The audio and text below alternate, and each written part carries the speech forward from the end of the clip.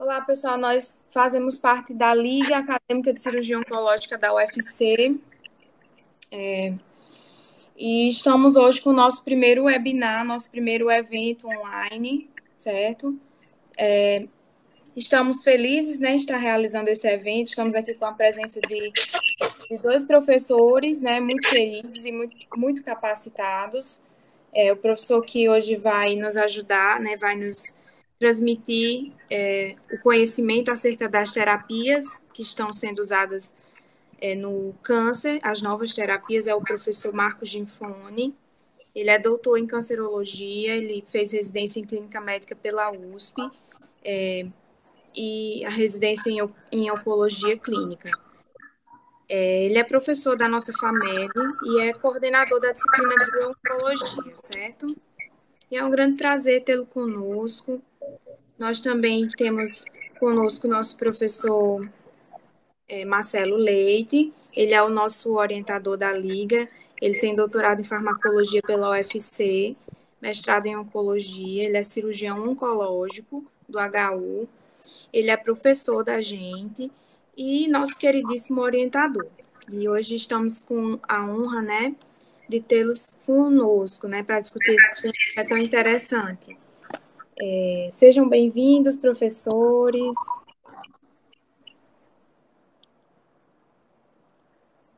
Obrigado, Laís. Falando é o professor Marcelo, e eu, como orientador da Liga, né?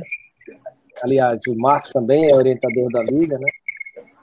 E coordenador hoje da disciplina de oncologia, bastante ativo, promovendo, mesmo nesse período de pandemia, produzindo bastante conhecimento, e enfim.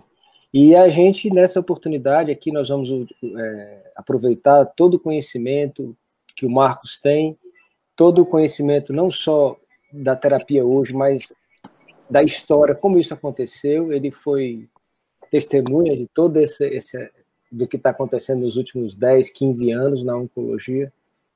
Eu acho que vai ser uma oportunidade muito boa, e ele vai conduzir a narrativa, porque basicamente eu queria que se concentrasse muito na área de oncologia clínica, onde há uma grande quantidade de novidades, e a gente vai participando eventualmente. Então, muito obrigado, Marcos, bem-vindo. Fique à vontade para começar quando você quiser.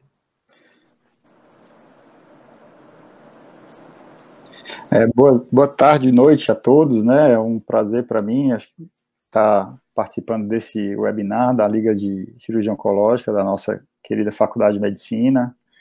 É uma satisfação enorme estar aqui dividindo essa apresentação com o Marcelo, que é um grande profissional, com quem trabalhamos já há bastante tempo, e dentro do contexto da faculdade tem sido um super parceiro aí para a gente organizar a disciplina juntos e promover atividades como essa, né, que são o sentido verdadeiro da gente compartilhar, né, esses momentos e aprender juntos, né, dentro do que se propõe a oncologia moderna, né. Primeiro, só confirmar se está todo mundo me ouvindo bem aqui. Está todo mundo ouvindo bem, né? Certo. Então, a gente hoje vai falar sobre a evolução do tratamento oncológico, né?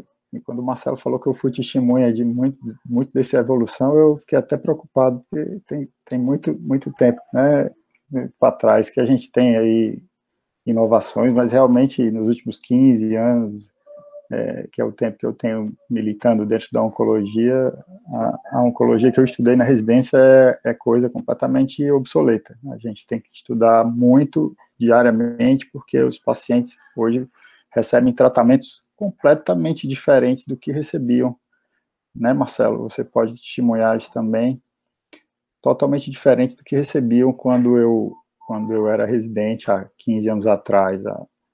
Não é muito... Eu acho que a oncologia talvez seja uma das especialidades médicas onde há o maior turnover de conhecimento, uma evolução muito grande. E realmente, Marcos, você falou isso, eu corroboro aqui, o que a gente pratica hoje é totalmente diferente do que nós aprendemos, né? Há 15, 20 anos atrás. Então, o primeiro ponto, o primeiro conceito que a gente firma aqui em relação a isso, a inovação ela é permanente, né? Então, quando a gente fala hoje aqui para vocês do que há de novo na oncologia, logo daqui a pouco isso vai ser velho também, né? E tem outro novo chegando e na verdade esse processo contínuo ele se torna exponencial, né? A gente vai ver isso com o histórico da evolução dos tratamentos oncológicos, né? Então, olhando para a oncologia moderna, como a gente pratica, é indispensável a gente fortalecer o conceito de que ela é uma área multidisciplinar, né? Nenhum paciente oncológico vai ter só um médico, né? Ele vai ter vários médicos que cuidam dele e vários médicos que também estão por trás do cuidado, talvez não diretamente cuidando do paciente, mas fornecendo informações. Tem um patologista que analisa cada vez com mais profundidade, cada vez de maneira mais especializada, os tipos tumorais, tem o médico de imagem, né, que muitas vezes não só fica nos laudos diagnósticos, mas também intervém, né, com procedimentos de intervenção na vida desses pacientes. Temos os médicos nucleares com exames funcionais, que têm hoje também uma janela muito grande para se tornarem terapêuticos, né, e existem já, são exames que muitas vezes metodologias, assim como acontece no câncer de tireoide já há algum tempo, em que a gente trata os pacientes com iodo radioativo, né? Também a gente tem em outros tumores, no câncer de próstata, nos linfomas, oportunidades de tratamento baseados em moléculas que são delineadas e aplicadas em centros de medicina nuclear. Então, todos esses profissionais, eles interagem, e quanto maior o conhecimento, não só vertical que você detém, o que é o conhecimento vertical? Eu, como oncologista clínico, o conhecimento vertical para mim é aprofundar o conhecimento sobre os tratamentos sistêmicos do câncer, né? Ou seja, esse é o conhecimento que eu treinei, que eu me aprofundei, talvez seja uma área em que eu me dedique à pesquisa, publique, né? Mas enquanto médico, tratando pacientes, esse conhecimento vertical ele é muito valioso, mas não é o único. A gente precisa desenvolver esse conhecimento horizontal também, que é exatamente o que a gente, trabalhando em grupo, desenvolve, né, Marcelo? Então, quanto mais o cirurgião souber de tratamento sistêmico ou de radioterapia, quanto mais o oncologista souber do tratamento cirúrgico, do tratamento radioterápico, né, quanto mais essa multidisciplinaridade se fizer presente no conhecimento que o oncologista tem, mais o paciente vai se beneficiar, porque as janelas de tratamento elas vão se apresentar das maneiras mais inusitadas, e se você não souber um detalhe sobre o tipo de cirurgia que o paciente pode receber aquela informação logo, ele talvez não tenha a oportunidade de procurar um cirurgião, você não vai encaminhar, né? E isso, nesses detalhes, às vezes muito, muito pequenos, muito aparentemente discretos, é que moram as grandes oportunidades para os pacientes. Então, esse conhecimento horizontal ele é cada vez mais precioso, né, Marcelo? Olhando para a nossa apresentação aqui hoje, a gente vai fazer um roteiro, né, para tentar trazer para vocês como é que é esse processo, né, como é que esse processo de inovação na oncologia se estabelece, né. Vamos falar primeiro do histórico do tratamento oncológico, vamos situar o câncer como um problema de saúde global, né, muito sério e muito grave, e a gente vai falar desses paradigmas que têm evoluído do tratamento oncológico, né, já tendo num contexto esse histórico, onde os tratamentos começaram com a cirurgia quanto mais radical possível, né, e passaram para tratamentos que priorizavam o desfecho oncológico, mas com uma menor radicalidade necessária. Isso dentro da cirurgia e dentro das outras modalidades de tratamento também, preservando qualidade de vida, diminuindo mutilações, até chegar à medicina de precisão, né, que a gente chama de oncologia de precisão, a delineação de alvos terapêuticos mais específicos, a partir do conhecimento biológico que a gente tem dos tumores,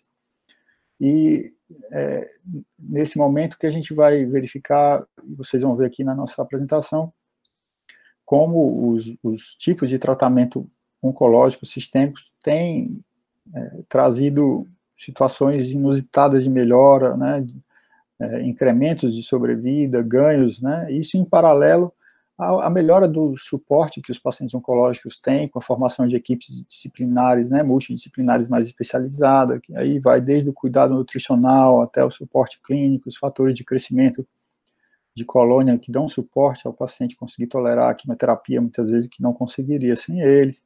Então, tem o cuidado paliativo de mais qualidade. Então, há um leque de campos em que a oncologia ela se desenvolveu nos últimos anos, de maneira, às vezes, mais acelerada num campo, menos no outro, mas num contexto global em 360 graus, né? Onde esse centro é o paciente, né? Então, todo o cuidado ao paciente, todas as disciplinas evoluíram de maneira a contemplar esse benefício, né?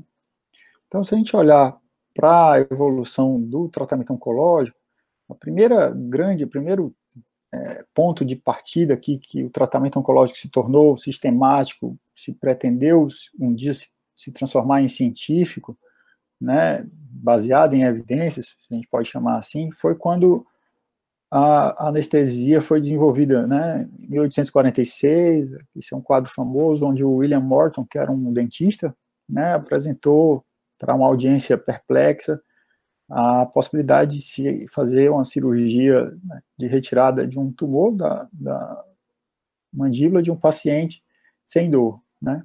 Não por acaso essa cirurgia foi oncológica, né, a primeira cirurgia demonstrada. E a partir dessa possibilidade de cirurgia sem dor, a sistematização da cirurgia com Halsted, né, primeiro para cirurgias das mamas, ele delineou a mastectomia radical, que foi feita durante quase 100 anos, aí, como a cirurgia apropriada para mama, né, ela pôde, esse conceito, né, Marcelo, ser extrapolado aí para outros tipos de tumores, e as ressecções em monobloco, como a gente conhece dos princípios oncológicos, as ressecções com margens livres, né, todos os princípios oncológicos, eles surgiram a partir desses conceitos que Halsted, William Halsted foi o primeiro a delinear. Então, a gente vê nessa linha do tempo o início da radiação, a descoberta das propriedades radioativas do rádio, né, o uso da radiação como ferramenta de tratamento oncológico já no começo do século XX, e a partir daí, com o envelhecimento da população, o surgimento de doenças crônico-degenerativas, na qual o câncer se insere, né, com a doença do envelhecimento, o aumento da expectativa de vida, o número de casos de câncer crescendo exponencialmente, se tornando um problema relevante nos Estados Unidos e suscitando a criação do Instituto Nacional do Câncer dos Estados Unidos em 1943, que se tornou um grande fomentador de pesquisa, e até então os tratamentos oncológicos eram apenas locorregionais, com cirurgia e radioterapia, e a partir desse esforço de criação dessa agência, que até hoje é fundamental, né, que é o Instituto Nacional do Câncer dos Estados Unidos, e foi imitado por outros países, como a gente também tem no Brasil, nosso Instituto do Câncer, Instituto Nacional do Câncer, de financiar pesquisa e fortalecer a capacidade de descobrir novos tratamentos. Aí a gente tem uma enxurrada de tratamentos sendo descobertos, a primeira quimioterapia descrita com remissão em leucemia por Sidney Farber em 47, a mostarda nitrogenada, que era uma arma de guerra sendo aproveitada como quimioterapia e aprovada como o primeiro agente pelo FDA em 1949, e a partir daí toda a oncologia que a gente conhece com o seu desenvolvimento das medicações que combatem o câncer, os agentes citotóxicos, né, e já num período posterior, entrando pelo final do século XX, começo do XXI, com a revolução da descoberta do genoma humano e o conhecimento biológico das neoplasias, esse conhecimento se transformando em terapias específicas para alvos específicos, né, onde o tumor apresentava ganhos de sobrevida, e esses alvos, a gente vai ver aqui na nossa apresentação, se tornaram potenciais fechaduras ali, onde a gente poderia ligar e desligar uma chave, né, para poder transformar a doença que crescia de maneira descontrolada em algo que a gente conseguiria controlar de maneira mais específica, com menos efeitos colaterais, com um tratamento mais inteligente, né, e isso é o conceito da terapia-alvo, que perpassa praticamente todos os tipos de tumores até os dias atuais, né? A gente pode dizer que o ponto de inflexão mais recente de toda essa história de evolução da oncologia é a criação da imunoterapia, né, que primeiro aumentou a sobrevida em melanoma a partir de publicações do final dos anos 2010, começo dos anos 2011, dessa última década, e que hoje já tem indicações aprovadas para diversos tipos de câncer diferentes, com resultados sempre muito, muito importantes e trazendo benefício para um número cada vez maior de pacientes, né. Então, o câncer é um problema de saúde global, né? Como acontece desde o começo do século XX, o envelhecimento da população e o crescimento das estatísticas é exponencial, né? Em termos de número de casos de câncer e desse impacto em mortalidade, né? No mundo, em 2012, foram detectados 14 milhões de casos novos de câncer. Se a gente olhar para 2035, que é logo ali, né, nós estamos em 2020, são 24 milhões, né, quase o dobro, com 14 milhões de mortes. No Brasil, na verdade, essas mortes vão ocorrer predominantemente em países com o nosso perfil, países em desenvolvimento. 70% das mortes e 60% dos casos novos de câncer vão acontecer nesses países mais pobres. E no Brasil, em 2012, a gente tinha 480 mil casos novos, hoje a gente já tem, estimados para 2020, 625 mil, e em 2035 a gente tem a expectativa de 835 mil casos novos de câncer, né? Se a gente contar que os tratamentos inovadores do câncer são tratamentos de alto custo, o impacto orçamentário dessa conta é um impacto bastante significativo. Então, é muito importante que as autoridades de saúde tenham um planejamento antecipado, né, de longo prazo, para que a gente possa lidar com essa onda que vai vir, né, uma bomba relógio que está armada de casos novos de câncer que vão acontecer inexoravelmente em todos os países do mundo, e não é diferente aqui no Brasil. A gente tem, dentro da oncologia, as maneiras dos tumores, né, o comportamento biológico dos tumores, esse comportamento, ele antes era uma interrogação, né, nós não sabíamos até meados do século XX, nos anos 50, muito pouco se conhecia sobre a estrutura biológica do câncer, né, e como interferir nisso, né. Com a descoberta da estrutura do DNA, do código genético, a evolução desse conhecimento, nós hoje temos um conhecimento bastante importante dessa biologia dos tumores, né? E a gente sabe que os tumores têm um comportamento de acúmulo de mutações genéticas ao longo de vários anos.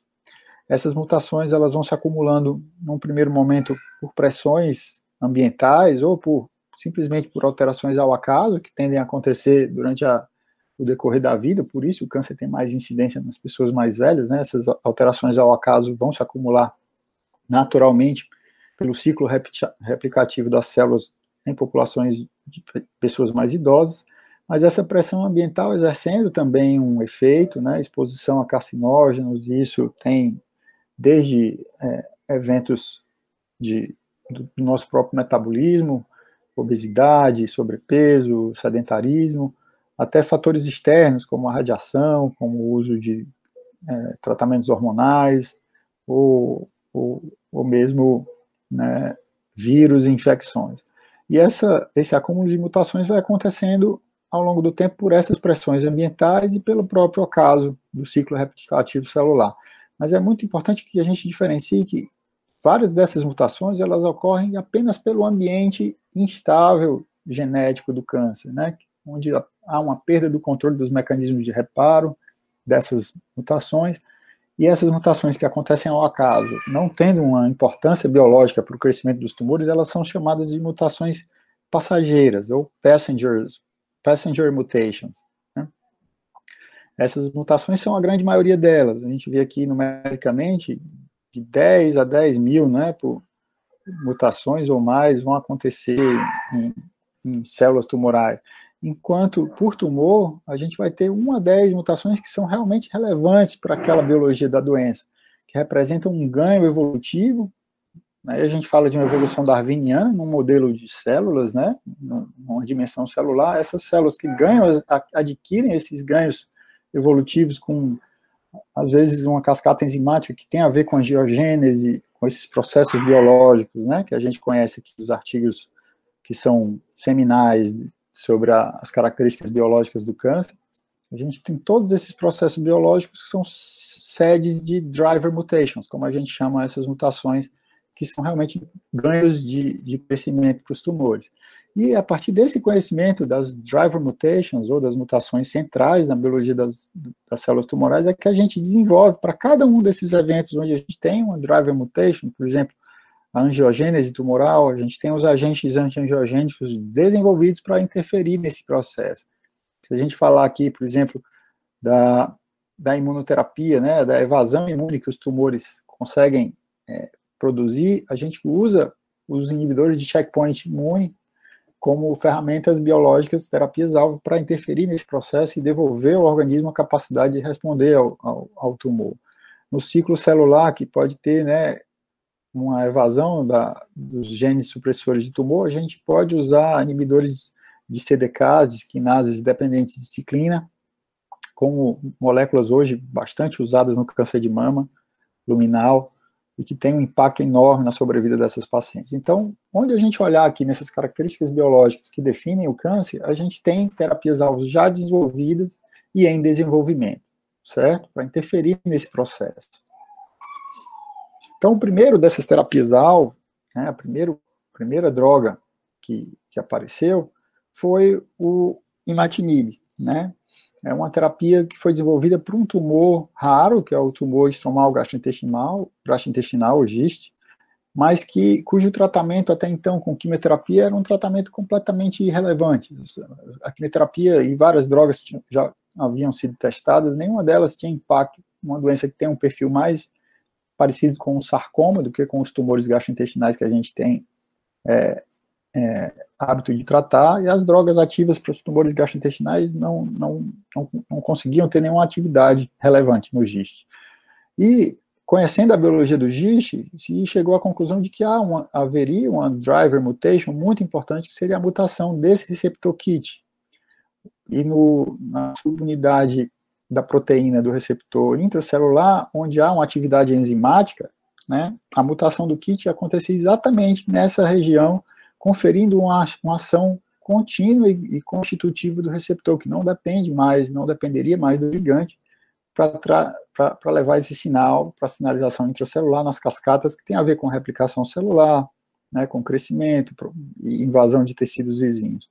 Então, é como se o tumor tivesse com a chave ligada de crescer, a célula tivesse com a chave para crescer sem parar, e ela não respeitava mais os sinais de interromper esse crescimento, não respeitava mais aquele microambiente fisiológico que as células que não tinham essa mutação seriam capazes de respeitar, né? Então, o imatinib, e aqui a gente vai falar dessa primeira classe, é um inibidor tirosina quinase, ele inibe essa atividade enzimática da subunidade da proteína que se refere a esse receptor, que é o receptor KIT ou do PDGFR, né, que é o fator de crescimento derivado de plaquetas. É uma clássica mutação driver de um gênio, de um oncogene, que na sua forma inativa é um proto-oncogene, né, e uma vez mutado se transforma num oncogene, sinalizando um crescimento contínuo para a célula. Os inibidores de tirosina quinase são uma das duas principais classes de terapias-alvo. Eles inibem essa atividade enzimática de uma infinidade de proteínas, né? Então são pequenas moléculas, como a gente vê aqui a molécula do imatinib, capaz de se ligar a esse sítio enzimático desses receptores. Como pequenas moléculas, podem ser administradas por via oral, têm uma curta meia-vida, mas inibem de maneira menos específica vários alvos, né, desses sítios de ligação, desses resíduos que fosforilam os resíduos de tirosina. Exemplos de IBs, né, que são todas essas moléculas, terminam com esse sufixo IB, que sinaliza que são inibidores de tirosina quinase. Imatinib, que foi o primeiro, que inibe o c-KIT, o BCR-ABL da leucemia mieloide crônica, o erlotinib, ou gefitinib, ou o osimertinib, que são inibidores do EGFR, ou sunitinib, pazopanib, tem vários outros, né, que inibem angiogênese com o receptor do fator de crescimento do endotélio vascular, o VEGFR, ou o próprio PDGFR, que também está ativo no GIST. O sunitinib, não por acaso, ele é uma das drogas que a gente usa no GIST, assim como o imatinib. A segunda classe de moléculas que a gente tem como padrão para terapias-alvo são os anticorpos monoclonais. E aí vocês vão lembrar do conhecimento de que essas moléculas são produzidas em organismos vivos, né? Ao contrário dos IBs, né, dos inibidores de tirosina quinase, os MABs, que são os anticorpos monoclonais, não são produzidos simplesmente pela síntese química. São proteínas de enorme peso molecular, né, que tem uma estrutura quaternária, com milhões de aminoácidos. Então, é impossível a gente obter uma molécula com atividade confiável e reprodutível por síntese química. A gente precisa que bactérias ou culturas de células humanas ou culturas de células de outra fonte produzam esses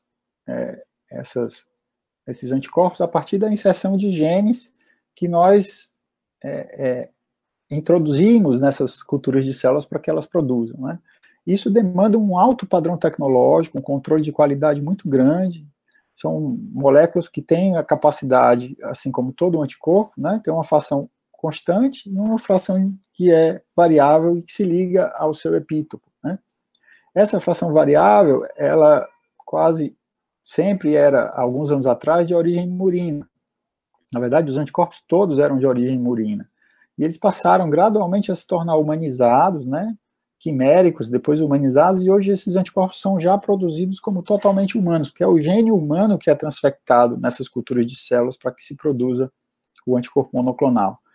Eles têm uma administração parenteral, porque se forem administrados por via oral, vão ser digeridos, né, no trato gastrointestinal, e tem uma especificidade maior, porque essa especificidade depende dessa região do epítopo de ligação aos antígenos que ele se propõe a inibir, né? E são medicamentos que têm longa meia-vida também. Um exemplo clássico é o trastuzumab, que é um anticorpo monoclonal contra o EGFR, contra o HER2, né, que é um alvo clássico do câncer de mama, uma proteína que está amplificada e hiperexpressa em torno de 25% dos tumores de mama, e que conferia maior agressividade aos tumores que expressavam essa proteína. Confere a história natural dessa doença que seja mais agressiva. Mas como o tratamento anti-HER2, a gente vê aqui o trastuzumab, ele se liga exatamente ao sítio de dimerização dessa proteína.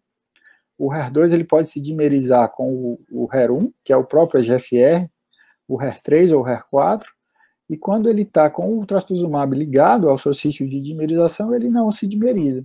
Além do próprio efeito direto da inibição bioquímico, a gente pode chamar assim, o trastuzumab pode ter um efeito secundário de ativação de imunidade celular por ADCC, né, por citotoxicidade dependente da ligação com anticorpos, onde ele vai ser um elemento de ligação à célula T, ou ele pode inibir a presença do próprio HER2 pelas endocitose, né, das células que expressam. Então, tem um mecanismo múltiplo de ação aí, que pode acontecer com uma droga como essa. Além do trastuzumab, hoje a gente tem várias outras moléculas, né? Tem o pertuzumab, que inibe o sítio de ligação do ligante, do HER2, aqui do HER3 e sua dimerização, né? HER4, HER1 e HER3. Tem o TDM1, que é uma molécula idêntica ao trastuzumab, mas com um agente quimioterápico conjugado, e hoje a gente tem vários conjugados em desenvolvimento com a molécula do trastuzumab, que perdeu a patente, né? Já tem 20 anos que ela é uma molécula disponível, então várias drogas a partir da estrutura do trastuzumab que podem se conjugar com quimioterapia, com drogas que vão agir de maneira mais seletiva, né? Então, com esse conhecimento da biologia da doença, a gente passou a trazer, além do jeito tradicional que a gente viu naquela linha do tempo da evolução dos tratamentos oncológicos, a gente teve essa evolução na década de 70, com novos agentes, né, descobertos num horizonte de produtos naturais ou de substâncias com ação antineoplásica, como, por exemplo, a mostarda nitrogenada, que se provou efetiva a partir da do uso como arma química, né? Então, várias substâncias começaram a ser candidatas e testadas isoladamente ou em combinação, né? Um modelo de tentativa e erro. Essa droga funciona? Será que funciona para esse tipo de tumor? Será que ela funciona de um mecanismo que fica bem se eu combinar com aquela outra?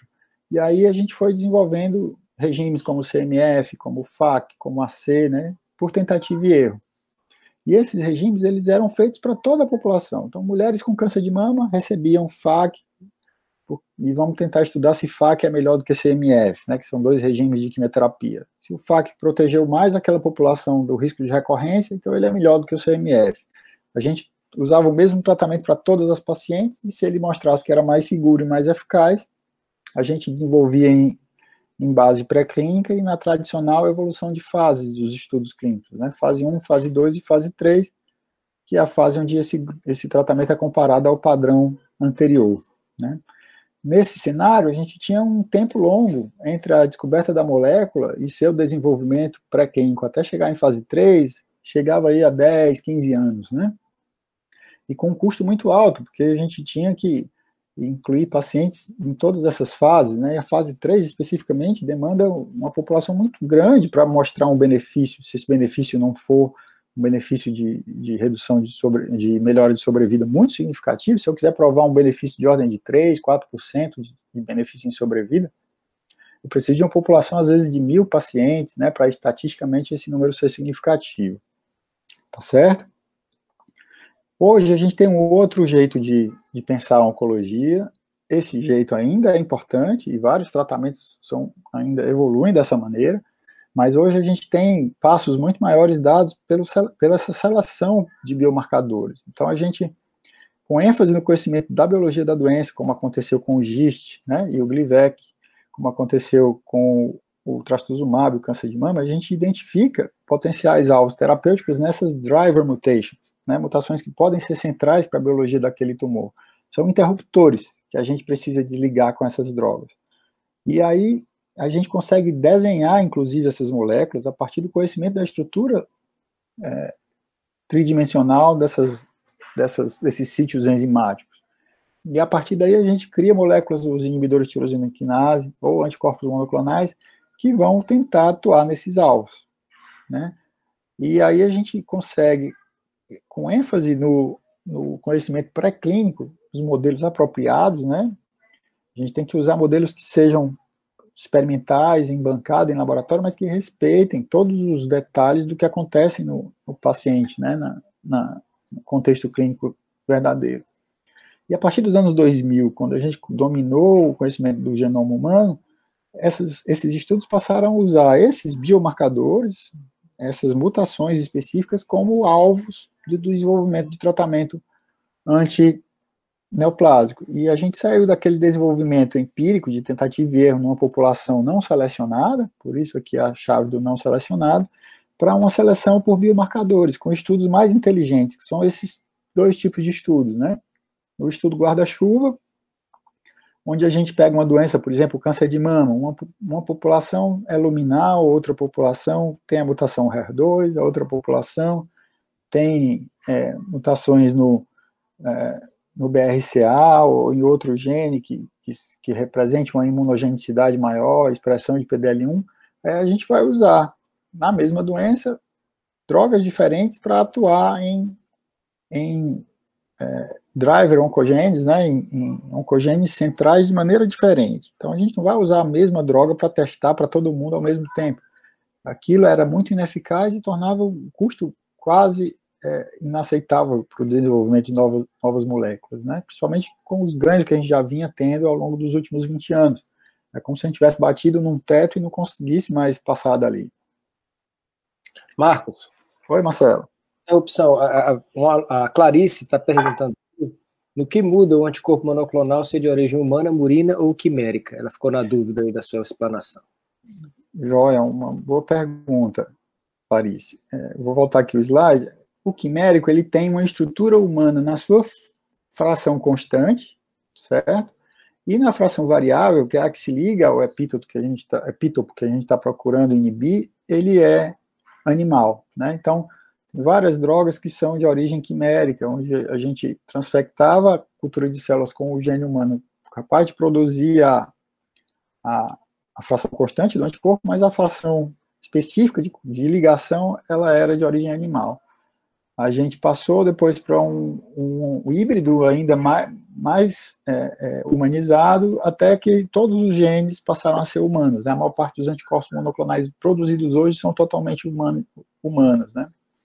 E aí, qual é a vantagem de ser totalmente humanos? É que a capacidade de gerar autoanticorpos contra esses anticorpos, né, ela é bem menor. As reações alérgicas e o tempo de infusão acaba sendo bem mais curto, e a gente tem uma tolerância melhor ao efeito terapêutico desses medicamentos, exatamente porque eles têm a capacidade de gerar menos reações nos pacientes, né, reações imunes, principalmente.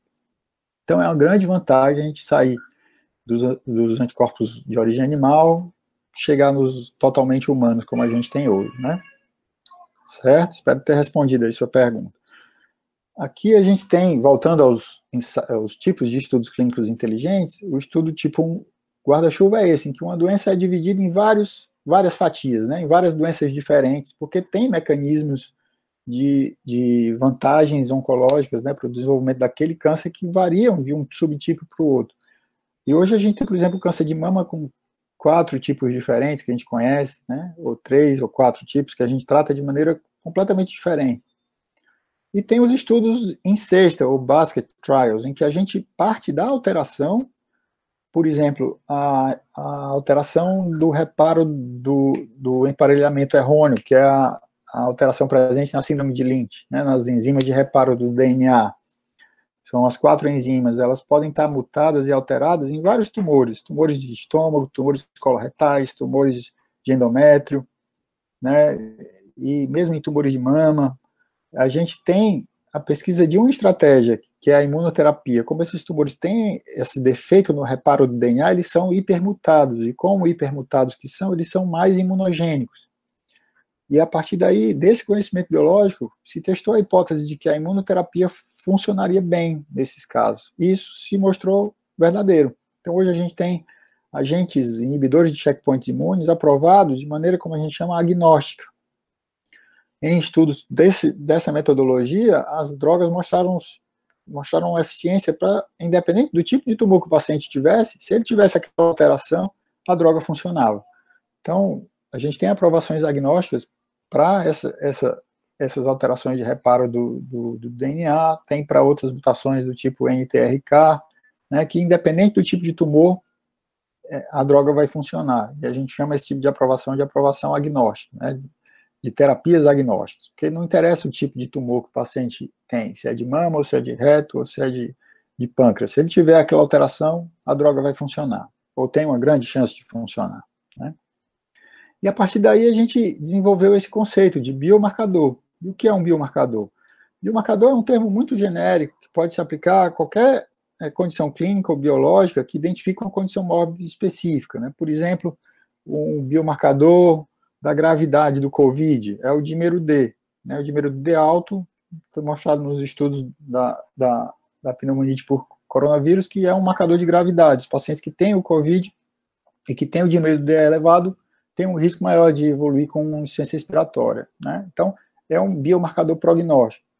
E aí a gente tem dentro da oncologia os marcadores tumorais, como o CE, o CA199, claramente exemplos de biomarcadores prognósticos. Mas o que a gente procura aqui no desenvolvimento de novas terapias do câncer são os biomarcadores preditivos, porque eles podem dar informações que estão atreladas a um tipo de tratamento, né? O prognóstico, ele não vai indicar um tipo de tratamento específico. A gente sabe que o paciente com câncer coloretal que tem o CE muito aumentado, ele tem um prognóstico pior. O PSA muito aumentado em câncer de próstata tem um prognóstico pior, né? Pacientes que têm mais risco de metástase, de morte, inclusive, ao longo do tempo, né? Ou, por exemplo, a presença de um carcinoma inflamatório da mama, independente do tipo molecular que seja ele, é um marcador prognóstico ruim, né? Mas isso não vai mudar o tratamento que a gente vai oferecer para o paciente. O paciente com PSA baixo ou alto, se ele tiver o mesmo estadiamento, ele vai receber um tratamento padrão, né, para o câncer de próstata. Aqui, com os biomarcadores preditivos, não. O biomarcador ele vai sinalizar para a gente um tratamento específico. Ele nem sempre precisa ser um marcador prognóstico também. Ele pode ser preditivo e prognóstico ao mesmo tempo, mas ele pode ser só preditivo e não prognóstico. Por exemplo, o trastuzumab, que é usado para terapia anti-HER2, né, o HER2 é um marcador preditivo para esse tratamento e prognóstico, porque pacientes com essa hiperexpressão costumam ter um prognóstico pior, né? Mas quando você usa o trastuzumab ou os agentes anti-HER2, esse prognóstico pior é anulado. A doença passa a ter um prognóstico até melhor, né, se a paciente tiver acesso ao tratamento. As mutações do EGFR em câncer de pulmão são outro exemplo de tratamento de biomarcador preditivo, né? E as mutações de BRCA1 e 2, inibidores de PARP em câncer de mama, ou de pâncreas, ou de ovário, são outro exemplo de biomarcador preditivo. Então, na verdade, quando a gente fala de biomarcadores preditivos, a gente tenta tirar a venda dos olhos do médico que está tratando, e enxergar um alvo para qual eu realmente tenho um tratamento, para qual eu tenho a flecha, né? Não adianta eu conhecer o alvo se eu não tenho a ferramenta para tratar, para atingir aquele alvo, né? Então, eu preciso usar o tratamento na população certa. E também não adianta a gente ter a flecha se eu não tenho um alvo conhecido, né? E aí a gente vai mostrar que a validação desses alvos é algo que demanda muito estudo, muito cuidado, e o desenvolvimento dessa oncologia de precisão passou por várias etapas bastante difíceis de validação desses alvos. Um deles foi o desenvolvimento do tratamento anti-EGFR para câncer de pulmão. Esse receptor EGFR, ele está hiperexpresso num percentual grande dos pacientes com câncer de pulmão que tem mutações do EGFR. E várias drogas, aqui eu mostro alguns IBs e alguns MABs, né, inibidores de tirosina quinase e anticorpos monoclonais que foram desenvolvidos para esse alvo, que não só no câncer de pulmão está hiperexpresso, mas em outros tumores, como cólon e pâncreas e outros também. Mas o que se tentou inicialmente, considerando que essa era uma mutação presente no câncer de pulmão, que poderia representar um alvo, foi testar se essas drogas funcionariam para todos os pacientes com câncer de pulmão. E, na verdade, um estudo enorme, né, com mais de 1.700 pacientes, imaginem o custo de um estudo como esse, em que todas as tomografias dos pacientes, todos os exames laboratoriais, todos são pagos pelo estudo, porque não é ético você oferecer um estudo clínico de fase 3 sem oferecer o melhor cuidado como controle, né? Então, tudo isso é financiado pelo patrocinador do estudo e são estudos realmente muito caros, ferramentas metodológicas muito caras. Mas foi um estudo completamente negativo, embora a gente veja aqui uma diferença nas curvas de Kaplan-Meier, que são curvas de sobrevida, né? E aqui a gente vai se familiarizar com essas curvas nos estudos em oncologia clínica, porque essas curvas vão mostrar o percentual de pacientes que sobrevivem ao longo do tempo. No eixo aqui horizontal, a gente tem exatamente a grandeza do tempo, e no eixo vertical, o percentual de pacientes vivos. Aqui a gente tem a sobrevida global, e essa outra sobrevida, né, também é a sobrevida para subgrupo de pacientes com adenocarcinoma. A gente vê que no grupo que recebeu o inibidor de tirosina quinase do EGFR, a sobrevida foi superior, mas não teve diferença estatística, né? E isso torna o estudo negativo. Ou seja, o gefitinib aqui não aumentou nesse estudo de maneira estatisticamente significativa a sobrevida. Essa droga não foi aprovada por esse estudo, não recebeu aprovação porque o estudo foi negativo. Aí o que se observou? Que num subgrupo de pacientes asiáticos, essa diferença era sim significativa, enquanto no subgrupo não asiáticos, as curvas eram quase superpostas, ou seja, não havia diferença nos não asiáticos, essa diferença parecia se concentrar só nos pacientes asiáticos. Essa análise de subgrupo aventou essa hipótese. O que é que tinha nesses pacientes asiáticos de diferente, então, que fazia a droga funcionar neles, que não funcionou nos outros, né? E aí é que a gente foi para essa fase que hoje ela é completamente feita na fase pré-clínica, nos estudos mais inteligentes. Conhecer o alvo, né? Conhecer o EGFR, aqui a sequência do receptor, a sua atividade enzimática está nessa alça de ativação, que está presente principalmente nesses exons, né? Nas porções transcritas do gene, que representam as proteínas que vão ser transformadas, né? Transcritas do exon 19 e do exon 21. Essas mutações do exon 19 e 21 eram as mutações ativadoras do EGFR. Nos outros pacientes, o EGFR, mesmo que estivesse presente, mutado, ele era apenas uma passenger mutation, né? Uma mutação que não era central para a biologia do tumor, não adiantava usar o remédio, que ele não ia funcionar. O remédio funcionaria só nos pacientes que onde essa mutação era, sim, uma driver mutation. E aí a gente aprendeu a duras penas, com um custo muito alto, que o remédio só funcionava para essa população. E quando isso foi testado na população certa, o gefitinib funcionou, inclusive, melhor do que a própria quimioterapia, né, como a gente vê aqui na publicação do New England. Então, a duras penas a gente aprendeu a usar a metodologia certa para desenvolver esse tratamento, né? E aí a gente tem aqui algumas situações para discutir. Marcelo, não sei se você quer fazer algum comentário dessa... Acho que está perfeito, Marcos. Acho que pode seguir aí. Aí eu trouxe para vocês aqui um exemplo de onde o tratamento evoluiu nos últimos anos muito no câncer de pâncreas, mas do jeito antigo, né, do jeito a oncologia raiz, vamos chamar assim, né, para ficar no jargão do raiz e do Nutella, né? Então, a oncologia raiz ainda produz muito bons resultados, misturando drogas novas, principalmente porque a gente consegue dar suporte para os pacientes de maneira melhor, os medicamentos para enjoo melhoraram, os medicamentos para suporte hematológico melhoraram, o apoio nutricional melhorou muito, né?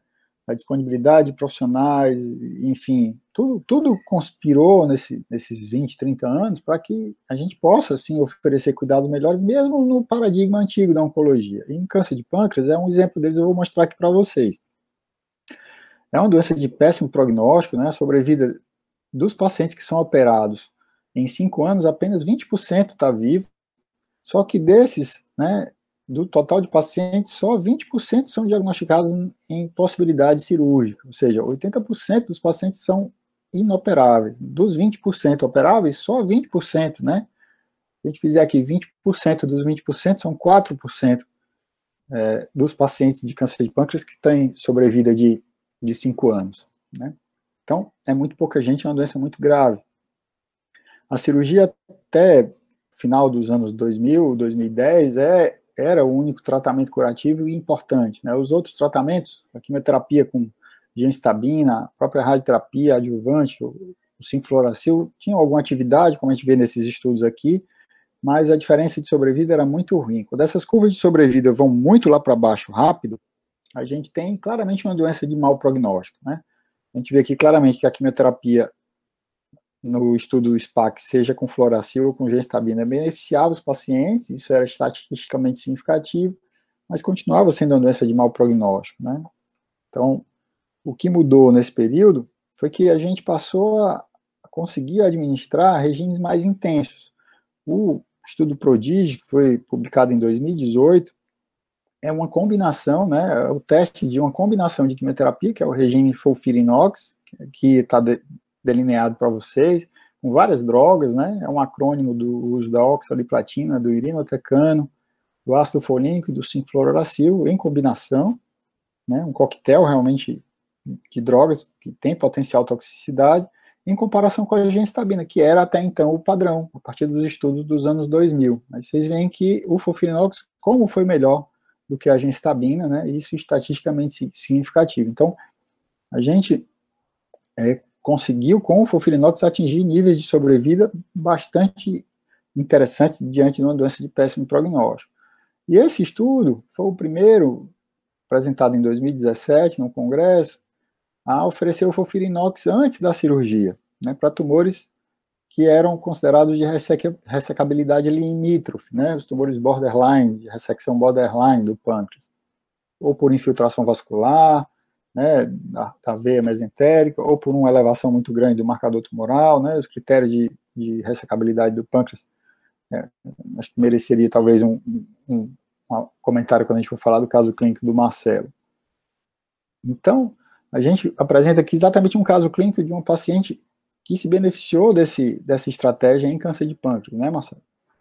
Essa paciente nos procurou aos 82 anos, ela tinha na época, data de nascimento dela era 1934, foi em 2015, primeira consulta dela, com quadro de icterícia obstrutiva, ela tinha sido submetida a uma interposição de uma prótese endoscópica, por CPRE, né, com a papilotomia, um mês, um pouco mais antes da consulta conosco, e tinha sido feita uma derivação bilodigestiva, né, o cirurgião tentou fazer a cirurgia para a ressecção do tumor, mas não foi possível, e com o quadro, até pela idade dela, ele apenas fez uma derivação paliativa, bilidigestiva, com múltiplas biópsias da lesão na cabeça do pâncreas, para tentar o diagnóstico histológico, né? Essa era a lesão, uma tomografia de abdômen mostrava uma lesão de 18 milímetros aqui na cabeça do pâncreas, hipodensa, né? Normalmente os tumores de pâncreas têm muita reação estromal, são lesões bastante mal vascularizadas, às vezes com necrose. A lesão ela é descrita como 2,4 por 1,6 centímetro com a dilatação do colédoco coar montante, né? Foi o que motivou a colocação da prótese endoscópica. Depois da colocação da prótese, ela melhorou da icterícia e alguns dias depois ela foi para o centro cirúrgico para tentar a ressecção, que não foi possível, né? Então, essa foi a tomografia depois da ressecção, quando ela voltou a consulta. Na verdade, foi a primeira consulta conosco. Ela tinha sido operada por um cirurgião que não era exatamente o cirurgião da nossa equipe. Ela nos procurou mais assim como uma segunda opinião. Foi operada, mas não foi possível tirar, tem alguma coisa que possa ser feita, né? O marcador tumoral dela, o CA199, vocês veem aqui, era 12.840, um pouco antes da consulta, né? A bilirrubina tinha caído, estava em 2,47, a lesão tinha, embora um contato com a veia mesentérica superior, parecia, né, Marcela, aqui você pode comentar. Exato, pela classificação da ressecabilidade das neoplasias pancreáticas, normalmente a classificação envolve 3 possíveis categorias, que é os tumores inicialmente ressecáveis, que são aqueles neoplasias do pâncreas, da cabeça do pâncreas, que não tem contato mais do que 90 graus com nem a veia mesentérica, nem a artéria mesentérica, nem o tronco celíaco. Existem as lesões que chama borderline, que são lesões limítrofes, não é? Que tem contato com a artéria mais 180 graus, quer dizer, é o que chama de abutment no inglês, não é o encarceramento, é só o contato firme. E as lesões irressecáveis, que são as lesões que encarceram os vasos mesentéricos ou o tronco celíaco. E essa classificação ela pode ser estendida também para além do critério anatômico, para o critério bioquímico, que é assim, a ABC, né? O critério anatômico é esse que eu acabei de descrever, grosso modo é isso.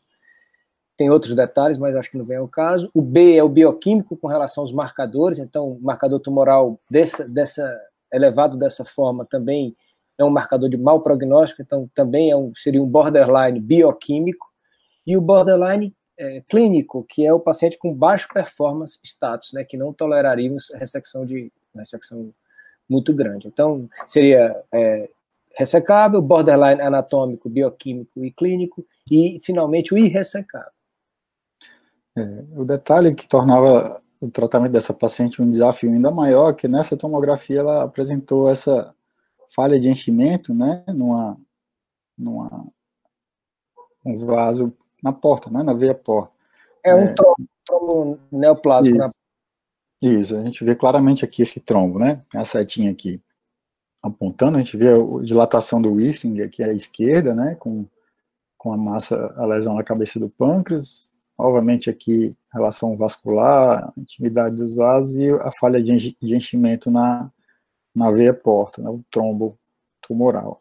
Então, novamente foi tentada a biópsia, mesmo na cirurgia, no leito cirúrgico, a biópsia não identificou neoplasia, né, isso não é incomum, né, Marcelo, nos tumores de pâncreas, pela grande capacidade desses tumores de ter reações desmoplásicas, né, reação mesenquimal, do microambiente tumoral bastante difícil, às vezes as células tumorais ficam escondidas e as massas se formam, mas você não consegue fazer um diagnóstico preciso histopatológico. E mesmo sem o diagnóstico histopatológico, ela tinha melhorado da icterícia e a gente resolveu oferecer quimioterapia para ela. A gente começou o tratamento com FOLFOX, que é o FOLFIRINOX sem urinotecano, né, tentando ser um pouquinho mais cuidadosos aqui, considerando que ela tinha 82 anos, e ela fez esse tratamento, o primeiro ciclo foi em 10 de junho de 2015, depois ela fez o FOLFIRINOX em 24 de julho, né? Passou para o FOLFIRINOX, né, em julho. Depois do segundo ciclo, o CA19 dela tinha até subido um pouco. A gente vê isso acontecer também, o marcador era 12.840 pré-tratamento. Às vezes a gente tem que ter um pouquinho de cuidado para não se precipitar achando que a doença está tendo uma progressão, principalmente pelo marcador, que pode aumentar com outros fatores e que não necessariamente representam a progressão da doença, né? Ela teve uma boa tolerância, que apesar da paciente idosa, como eu disse, é fruto desse suporte que a gente consegue dar ao paciente, uma retaguarda, né, de cuidados nutricionais, psicológicos, de toda a monta, todos são importantes, né, no contexto do paciente oncológico, sobretudo com a vulnerabilidade numa senhora de 82 anos, que felizmente não tinha comorbidades, não tinha descompensações, e que, graças a isso, conseguiu receber esse tratamento. A gente viu, depois de 4 ciclos de FOLFIRINOX, uma manutenção, né, estabilidade do tamanho da lesão, com a manutenção também da falha de enchimento do trombo na veia porta e esse linfonodo paraórtico, que acho que a gente consegue ver aqui à direita, com o centro necrótico, né, liquefeito. E para nossa felicidade, o marcador dela tinha caído, né, de 12.000, tinha passado para 14, e mais 2 ciclos caiu para 2.200, né, sinalizando que a doença poderia estar respondendo. Então, depois desses 6 ciclos, mais 2 de FOLFIRINOX, o marcador caiu para 116, né. A cinética desse marcador era de reduzir 90% a cada 2 ciclos. Era uma cinética muito, muito boa de queda do marcador, sinalizando talvez uma atividade antineoplásica bem importante. Depois de 4 semanas do último ciclo desses 6, foi em setembro de 2015, ela fez um PET, o PET não tinha captação, né, e essa lesão tinha 1,5 centímetros, né, ela já tinha diminuído um pouco de tamanho também. Então, em outubro, depois desses 6 ciclos, já com a tolerância que já tinha obrigado a gente a reduzir um pouco a dose, ela foi para a radioterapia com capecitabina, né, que é um tratamento que foi importante, porque a doença tinha um contexto local importante, né, se ela tivesse metástases no pulmão ou do fígado, dificilmente ela seria candidata a um tratamento loco-regional assim, ela teria permanecido talvez só com químio. E o marcador dela continuou caindo, né. Depois da radioterapia, ela repetiu a imagem, a lesão tinha 1,3 por 1 centímetro, a veia porta tinha sido vamos dizer, reliberada, o trombo não era mais visível, não tinha mais falha de enchimento, a gente tinha claramente uma veia mesentérica superior mais livre, né, do que o contato que era visto antes, e aquela linfadenomegalia de 1,3 agora estava com 1 centímetro, né, com uma resposta no linfonodo também. Aí, Marcelo, foi que ela foi para a cirurgia, né, você talvez possa intervir. Depois desse tempo, fazendo químio, respondendo, melhorando, ganhando performance, recuperando peso, mesmo aos 82 anos, a gente ofereceu para ela, né, discutimos esse caso, colocamos prós e contras, né, Marcelo? Como é que você pode dizer que foi a decisão para você operá-la aí? Exatamente, ela demonstrou assim, ter um performance fisiológico, né, uma capacidade de tolerância ao tratamento bem maior do que a média dos octogenários, né? E isso é um caso que a gente decide mesmo, tivemos muitas discussões pelo risco operatório, mas pela boa evolução oncológica, a gente resolveu operar, né? Então, isso que ela foi submetida, daquela lesão inicial, com trombo na veia porta, e uma lesão praticamente irressecável, já tendo sido tentada, é o que nós chamamos de terapia de conversão. Então, nós convertemos uma neoplasia de pâncreas irressecável em uma neoplasia de pâncreas ressecável. E a cirurgia foi a operação de Whipple, né, que é a gastroduodenopancreatectomia clássica, e com reconstrução. A gente teve que ressecar um segmento da veia porta, que provavelmente era onde tinha aquele trombo neoplásico. Mas a paciente evoluiu super bem no pós-operatório e recebeu alta sem complicações significativas. Ela finalmente conseguiu o diagnóstico histológico. Eu lembro que todas as tentativas de biópsia dela não tinham resultados, né? E ela tinha só uma doença microinvasora, né? Ela tinha os 4 peripancreáticos linfonodos, né, os 5 periduodenais e 7 linfonodos da grande curvatura gástrica, todos livres, né, de doença, e tinha uma neoplasia intraepitelial pancreática grau 3, mais um adenocarcinoma grau 2 com foco microscópico residual. Era uma doença microinvasora, provavelmente não era isso que ela tinha antes, mas o tratamento conseguiu uma resposta histológica quase completa, né, com a doença se tornando apenas microscópica. E, para resumir a história, eu a vi essa semana, né, dia 16 de julho. Hoje ela está com 86 anos, está com CA19-9 ainda alterado, ela nunca ficou com CA19-9 completamente normal, isso a gente também vê às vezes nos marcadores, né. Ela tem outros diagnósticos, além do diabetes, que ela contraiu insulino dependente por causa da cirurgia, ela tem uma mielodisplasia, né, com anemia refratária em excesso de blastos, sem queixas clínicas e sem evidência de doença, com as últimas imagens que ela fez só em dezembro do ano passado, que é dezembro de 2019, não é de 2020, mas que estão sem evidência de doença, né? Então é um exemplo, eu acho que bem ilustrativo de como o tratamento multidisciplinar, você vê que essa paciente recebeu quimioterapia, depois rádio com químio e depois foi operada, né? E como a gente evolui do paradigma em que só a cirurgia era o tratamento possível para esses pacientes, e a gente hoje consegue beneficiar uma gama maior de pacientes, mesmo com algumas vulnerabilidades, essa paciente octogenária, né, exemplifica bem isso, em que a gente pode, usando critérios bem objetivos de segurança, de cuidado, desafiar esses limites, né, que antes eram impostos para uma doença de prognóstico tão reservado.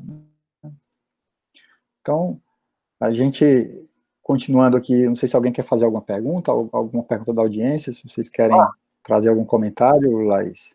Marcos, a Ana Carolina Teles pergunta se o que é que você pode falar da importância do tratamento com antiangiogênicos atualmente. Então, não sei se você vai abordar depois.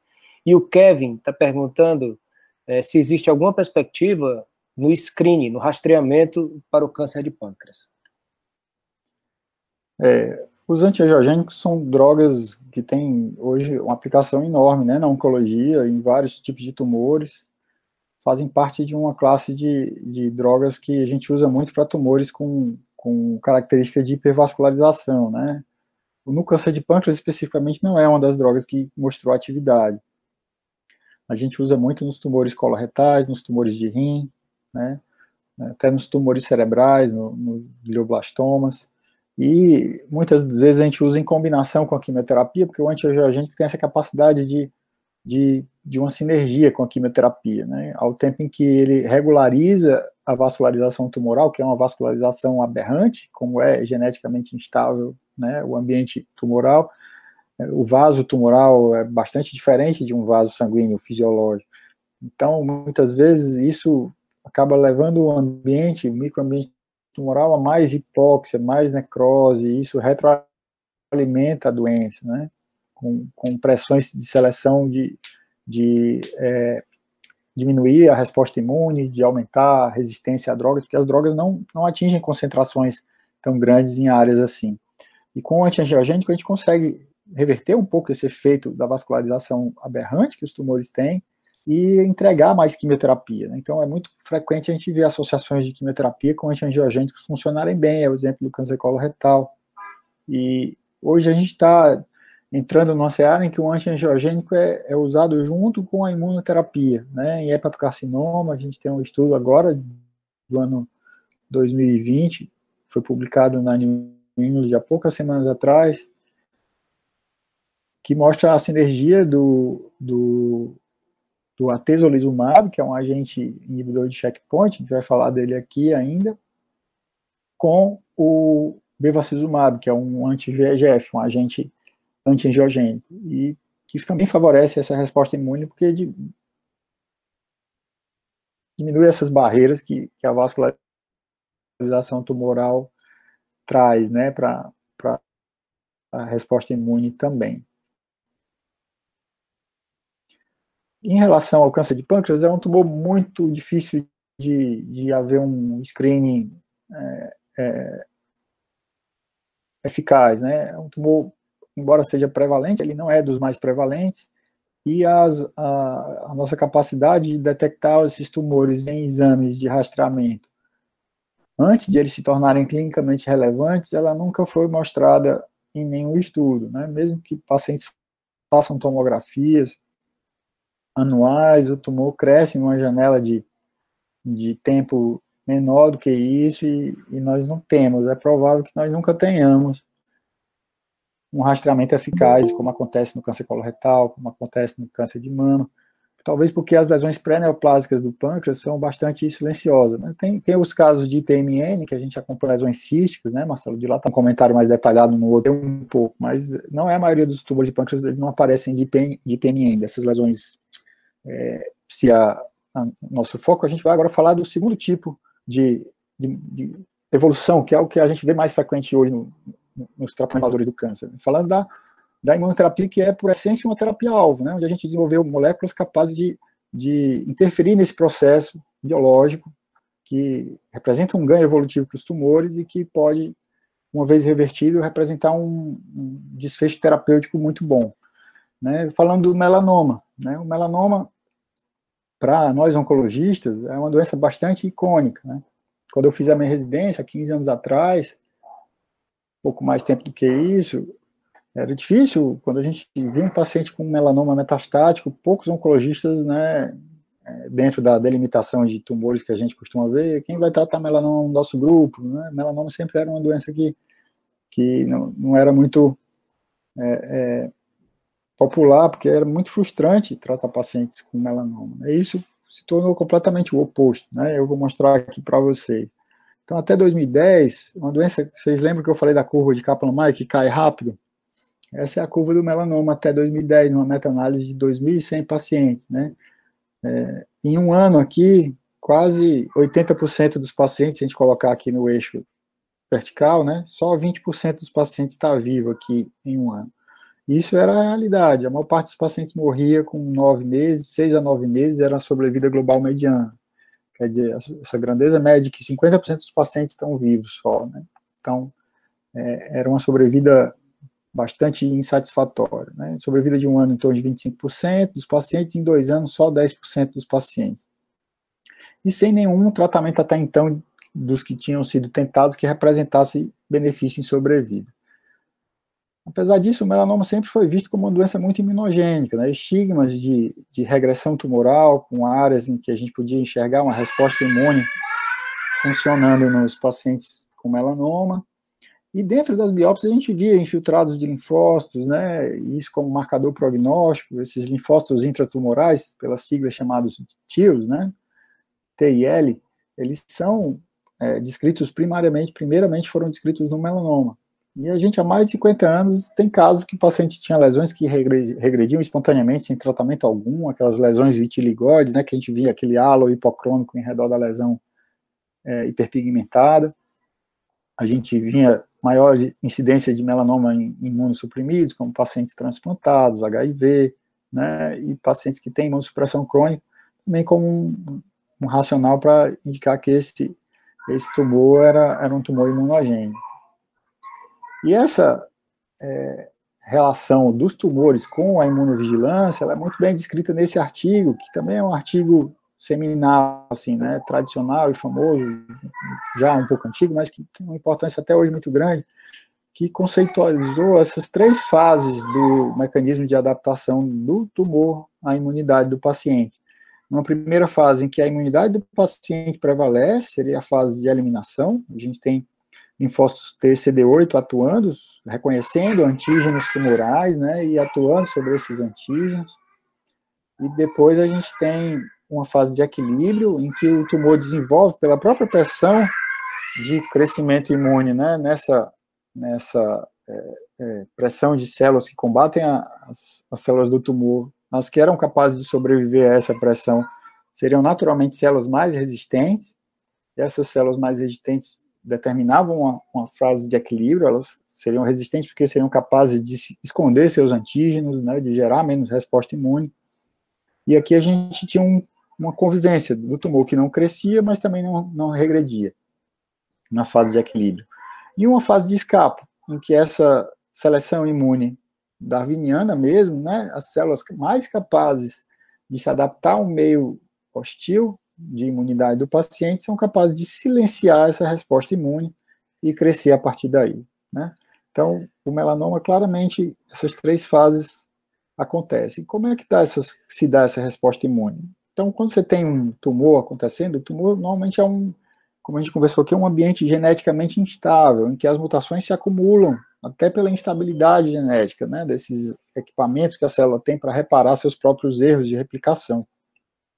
Então, há uma produção de antígenos tumorais que são apresentados pelas células dendríticas nos linfonodos como possíveis alvos de atuação dos linfócitos T. Esses antígenos intracelulares, eles, quando exteriorizados numa célula tumoral que perde essa regulação da sua própria expressão de antígenos, esse antígeno pode sofrer essa apresentação pelo complexo MHC2 com o linfócito T, e a partir daí, vocês entendem mais de imunologia do que eu, a ativação dos linfócitos T nessa apresentação, né, com o receptor das células T, CD8 principalmente, que vai migrar o linfócito T, ou o linfócito T citotóxico, ou o linfócito T regulatório, vão migrar para o sítio do tumor e vão atuar, né, inibindo o crescimento tumoral, destruindo células tumorais, junto com as células natural killer, enfim, a resposta tumoral, a resposta citotóxica, ela acontece toda em função dessa apresentação de antígenos. Então, existe fisiologicamente um mecanismo, que é a partir do qual que a gente desenvolveu esses inibidores de checkpoints, onde esses mecanismos de ativação imune são freados, né? É graças a esses mecanismos que a gente não tem respostas imunes fora de controle. O CTLA-4, que é um acrônimo do antígeno número 4, ativado no linfócito T citotóxico, ele compete com o CD28 pelo B7, que é um antígeno da célula apresentadora. E quando o sinal estimulatório ele se liga ao CD8, ele ativa o linfócito T. Mas quando o CTLA-4 começa a ser expresso pelo próprio linfócito T e ele se liga ao B7, ele emite um sinal inibitório. Então ele freia, é como se fosse um freio imune que é ativado mais tardiamente num processo de estimulação imune para que essa célula não se perpetue como uma célula que vai combater, né, uma infecção que já acabou, ou, por exemplo, num grande queimado, que a resposta citotóxica às vezes pode ser mais danosa do que a própria queimadura em si, né? Então, esses freios da resposta imune, eles devem acontecer de maneira fisiológica. O PD-1 é um outro desses freios, né, que é uma molécula que também compete, na verdade, ele se liga ao PDL1, que está expresso tanto no microambiente tumoral quanto na própria célula dendrítica. O PD quer dizer Programmed Death, né, o receptor de morte celular, e o PDL1 é o ligante do Programmed Death, né? Então, ele quando se liga ao seu ligante, o PD1 ele sinaliza uma inibição do linfócito T e provoca uma anergia, né? O linfócito T, que era aquele soldado, o Rambo, né, vamos dizer assim, que combatia o tumor de maneira bastante intensa, ele se torna mais plácido, mais anérgico, e dessa maneira, ativando esses checkpoints, os tumores desenvolveram um mecanismo de evadir essa resposta imune, né, e entrar nessa fase do terceiro E aqui. Então, algumas drogas foram desenvolvidas para inibir esses anticorpos nos linfócitos e soltar esses freios, né? E quando você inibe o CTLA-4, inibe o PD-1, o que acontece é que a resposta imune volta a atuar, principalmente se os tumores que a gente está tratando são tumores bem imunogênicos, como é o caso do melanoma. Então, a imunoterapia abriu toda uma perspectiva de tratamento com esses agentes citotóxicos, né? Mas ela já vem, esses agentes inibidores de checkpoint, como os anti-PD-1 e os anti-CTLA-4, mas existem anticorpos estimulatórios para outros receptores de linfócito T que têm uma função estimulatória, que estão em desenvolvimento, como o CD37, o CD40, mas os tratamentos imunes, desde vacina contra o câncer e o uso de interleucinas e interferon em altas doses, já são tentados há muito tempo na oncologia. E hoje a nova fronteira que parece estar batendo na nossa porta é o tratamento celular, a terapia celular, que já é uma realidade para a leucemia infantil, a LLA, né, leucemia linfóide aguda, com células que são modificadas geneticamente para expressar o receptor, né, de ligação ao antígeno tumoral, e já são infundidas no paciente com essa superatividade, né, com essa capacidade de um receptor quimérico, que é um receptor ao mesmo tempo capaz de reconhecer o antígeno tumoral e de se ligar a essa célula, induzindo uma resposta citotóxica. Então, todo esse processo de apresentação de antígenos e ativação do linfócito T, a gente faz no laboratório e infunde no paciente esse linfócito T já combatente, bem ativo para combater a doença. Por enquanto, esse tratamento funciona para leucemia, bem, para alguns tipos de leucemia, para linfomas Hodgkin, aliás, linfoma não Hodgkin, mas para os tumores sólidos ainda é um desafio que precisa ser ultrapassado, né? Então, a gente tem aqui uma ilustração mostrando como funcionam os anti-CTLA-4, né, e como funcionam os anti-PD-1. E são essas drogas que a gente tem aqui citadas, né? O ipilimumab e o tremelimumab são drogas anti-CTLA-4, nivolumab e pembrolizumab são drogas anti-PD-1, e a gente tem os anti-PDL1 também, como eu mencionei antes, o atezolizumab, o durvalumab e o avelumab. Né? São drogas já usadas hoje na prática da oncologia. O custo é enorme, né? Muito caro, e o acesso para os pacientes do SUS, infelizmente, continua sendo um desafio. Então, no melanoma, a gente teve uma evolução das drogas mostrando a eficiência que nunca tinha sido vista, né? Assim como aconteceu no GIST, nada funcionava para o melanoma com droga citotóxica, né? As curvas de sobrevida eram muito ruins, mas com o advento das imunoterapias, essas curvas de sobrevida têm melhorado bastante. Com um detalhe dessa curva, que é uma cauda, né? Um platô, a gente vê claramente aqui, vê até com o ipilimumab isolado aqui, e esse platô representa pacientes que estão potencialmente curados, porque não há um aumento do número de mortes depois que esse platô é atingido, né? Então, é como se os pacientes fossem curados do melanoma metastático, e é exatamente isso que acontece, né?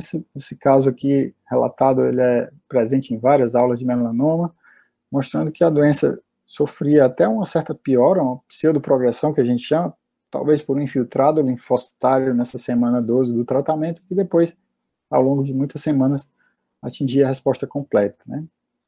Então, eu trouxe aqui 2 casos rápidos para a gente falar de exemplos em que esse tratamento funcionou, né? A primeira paciente que eu tratei de melanoma metastático com imunoterapia foi essa paciente que tinha 51 anos, inclusive no contexto da pesquisa com essa droga. A gente participou, eu trabalhava no Hospital do Câncer aqui, do estudo que mostrou essa atividade do ipilimumab em primeira linha de melanoma em combinação com a dacarbazina. Essa paciente tinha um melanoma Breslow 3, foi operada em março de 2006, ressecção ampla depois, mas que voltou com a doença linfonodal na sequência, foi realizado esvaziamento inguinal, né, uma senhora de 51 anos, e que logo no PET, depois da ressecção dos linfonodos inguinais, mostrou uma doença bastante captante, um linfonodo ilíaco aqui, linfonodo inguinal, lesão no baço, né? O PET mostrava diversos focos de lesões captantes de contraste, né? O melanoma tem essa capacidade de captação de contraste com muita avidez, né? O PET é um exame sempre muito importante. E na tomografia, essa lesão era a lesão mais fácil de medir, essa linfadenomegalia bem grande, quase com 5 centímetros no maior diâmetro, 3 centímetros no menor diâmetro, foi do exame de triagem dela, né? Mas já na semana 12, mostrando uma resposta importante, e na semana 30 a resposta completa, né, com 30 semanas de ipilimumab com dacarbazina. Essa paciente foi tratada em 2008, no final de 2007 foi que ela entrou no estudo e foi tratada em 2008, e até hoje ela está sem evidência de doença, já tem 12 anos, né? Podemos dizer que ela está curada com melanoma metastático. Imaginem vocês a sensação que é ter sido um oncologista que viu os melanomas antes dos inibidores de checkpoint e que vê hoje os melanomas sendo tratados com essas drogas. Eu costumo dizer nas minhas aulas que é como a gente, deve ser uma sensação parecida que os médicos que trabalhavam nas guerras tinham e lidavam com pacientes com gangrena antes e depois do aparecimento dos antibióticos, né? Devia ser uma doença grave, que não tinha jeito, você olhava para o paciente já compassivamente, né, alimentando esperanças compassivas, mas com muita piedade, porque era praticamente a sentença de que ele ia ser amputado, que ele iria morrer daquela gangrena, e de repente eu tenho um remédio que cura a gangrena, né? Acho que esses médicos de guerra devem ter vivido uma sensação parecida. Talvez os oncologistas da geração que veio depois, já do advento da imunoterapia, não saibam como era o melanoma antes, mas esse tipo de resposta aqui era algo completamente impossível, né? E a gente vê acontecer na nossa frente, é algo que causa mesmo uma perplexidade, que eu faço essa comparação para dar ideia para vocês, certo? Então, esse outro caso, a gente não se estender muito no tempo, foi um outro paciente que a gente tratou com imunoterapia, com 59 anos, tinha feito uma adrenalectomia, uma lesão suspeita na adrenal direita em novembro de 2012, com um AP mostrando um átomo patológico, né, que era uma metástase de melanoma. E ela veio evoluindo ao longo do tempo com várias lesões e fazia ressecções, né? Às vezes o melanoma tem esse comportamento indolente. Em dezembro de 2012, foi um mês depois, ela fez outro PET, tinha uma captação na loja adrenal, tinha também uma captação no duodeno, que foi ressecado, o linfonodo retrocaval, tinha metástase no duodeno, mas não tinha no linfonodo. O primário dela nunca tinha sido visto, ela não tinha nenhuma lesão pigmentada, né? E isso também é um comportamento comum no melanoma, essa metástase intravisceral, né, em víscera oca. Às vezes as metástases de melanoma têm um comportamento bastante atípico, né? Metástase para lugares que a gente não imagina, é até hoje uma das poucas doenças na oncologia que tem relato de transmissão vertical, em que a mãe, né, transmitiu pela placenta células do melanoma, né, dada a capacidade dessa doença ter de se metastatizar, né. Então ela permaneceu em segmento depois dessa ressecção pulmonar, em abril de 2015. Vocês percebam que entre a primeira cirurgia dela em 2012 até 2015, ela tinha quase 3 anos, né, 2 anos e meio de evolução com ressecções de nódulos que apareciam e que eram metástases de um melanoma metastático. Em fevereiro de 2016, ela foi a primeira consulta comigo também. Ela tinha sido tratada, né, cirurgicamente, não tinha feito nenhum tratamento sistêmico. Ouvindo falar dos tratamentos sistêmicos para melanoma, dessa revolução que a gente está falando aqui, né, os pacientes hoje têm um grau de conhecimento, de acesso a conhecimento muito, muito grande, né, então eles se informam do Dr. Google, né, e também por fontes realmente confiáveis, sites de hospitais confiáveis.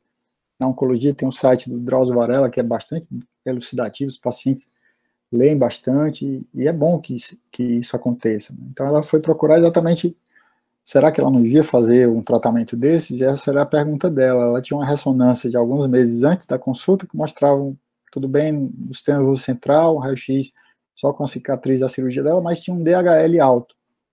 O DHL, a desidrogenase elástica, é uma enzima intracelular que, em condições que você tem morte celular por qualquer razão, pode ser uma anemia hemolítica, pode ser um tumor metastático, ele pode aumentar, né? Então, isso aqui suscitou em mim a necessidade de fazer um PET, e ela tinha uma lesão exatamente na topografia da cava inferior. Ela fez o PET no dia 4 de fevereiro, né? A consulta comigo a primeira vez foi dia 2, eu pedi o PET 2 dias depois ela fez. Ela continuava com os exames, né, ok, mas essa lesão captante dentro da cava, da veia cava inferior, né, como eu disse, o melanoma é capaz de produzir metástases em sítios bastante inóspitos, inusitados. E essa lesão se estendia desde a confluência das renais até o átrio direito, né, uma lesão bem extensa na cava inferior. E um pouco depois dessa consulta, uma semana depois, a consulta foi dia 2 de fevereiro, dia 9 de fevereiro ela estava no pronto-socorro com dispneia, dor torácica e um TEP, né? Aqui a gente vê o trombo na cava, numa tomografia, né? Que é o que a gente tinha visto no PET. E aqui na imagem seguinte, vou mostrar para vocês, a gente vê um trombo na artéria pulmonar, né? Aqui do lado esquerdo, aqui o trombo da cava e o tronco da pulmonar praticamente aqui com obstrução pelo trombo, né? Ela tinha uma embolia pulmonar, ela já tinha sido anticoagulada, eu tinha anticoagulado ela mesmo antes da consulta, mesmo com a rivaroxabana, ela desenvolveu essa embolia pulmonar. Internou, foi anticoagulada, né? primeiro com heparina não fracionada, depois com varfarina. Ela foi para casa e começou o ipilimumab em fevereiro de 2020, né, com um caso muito desafiador. Ela começou a desenvolver ascite, sintomas de hipertensão portal, né, sinais e sintomas, telangiectasias, estigmas de hepatopata crônico, né, ela não tinha nenhuma hepatopatia anterior e estava desenvolvendo o que a gente chama de Budd-Chiari, né, uma hipertensão portal pós-sinusoidal por conta dessa trombose da cava. E esse quadro estava se manifestando com ascite, edema de membros inferiores, né, plaquetopenia, e isso, no contexto da anticoagulação dela, também se tornava um problema mais. Ela, em abril, evoluiu já no tratamento com IP, com uma obstrução mais séria, uma extensão desse trombo, né, para veias hepáticas, e foi colocado um stent na cava inferior para aliviar a hipertensão portal. Ela melhorou um pouco da ascite, melhorou do derrame pleural, e melhorou do quadro confusional, que foi o motivo dessa internação, né, princípio de encefalopatia hepática. Aqui a gente coloca no gráfico o comportamento do DHL, né, da desidrogenase lática dela, que já era alto no começo e que aumentou. Aqui foram as 3 doses do ipilimumab. Uma das doses coincidiu com o período da internação dela pelo estado confusional e ela não tomou. Então, ela tomou 3 doses das 4 programadas do ipilimumab e já estava com diurético, com lactulona, né, medidas para hepatopatia. E aí a gente pediu o PET. O intervalo entre os PETs para ver uma ação da droga não pode ser muito curto, né? Tem que ter pelo menos 2, 3 meses de intervalo, e o novo PET mostrava uma progressão horrorosa da doença, né? Uma doença que se estendia ainda mais para dentro do coração, com vários nódulos hepáticos, e se estendendo também mais inferiormente, abaixo da confluência das veias renais. No PET aqui, a captação mostrando que se estendia, né? E para dentro do coração mais ainda. E essa paciente ficou realmente muito grave, começou a ter necessidade de internação, sintomas de encefalopatia hepática aparecendo, mas assim mesmo a gente insistiu na dose do nivolumab para ela, que é o agente anti-PD1, né? A gente tinha dado o anti-CTLA4, que não tinha melhorado, e a gente usou, nessa época estava sendo aprovado o nivolumab no Brasil, que foi o primeiro agente anti-PD1, e ele se mostra mais ativo do que o ipilimumab, do que o anti-CTLA4, né? Então havia uma esperança de que pudesse melhorar. E ela realmente melhorou, né? Esse era o PET de junho de 2016, e depois de algumas doses, 4 doses, 3 doses, né, na verdade que ela tinha tomado 7 doses do ipilimumab em setembro de 2016, o PET mostrava uma melhora importante, né, e ela clinicamente também melhorou bastante, com a melhora do quadro confusional, redução do volume da ascite, diminuição da necessidade dela de medicamentos diuréticos e de todos os outros medicamentos. Então, para encurtar o histórico dela, essa paciente ficou bem, depois de 2 anos, em junho de 2018, né, ela começou em junho de 2016, o nivolumab, a gente suspendeu, né, ela continuava convivendo com hepatopatia crônica e, infelizmente, em dezembro de 2019, ela teve um episódio de hemorragia digestiva e foi a óbito por causa das varizes de esôfago, né, da hemorragia digestiva que ela tinha. Né. Mas com o câncer dela, o melanoma, um câncer super agressivo, totalmente controlado pela imunoterapia.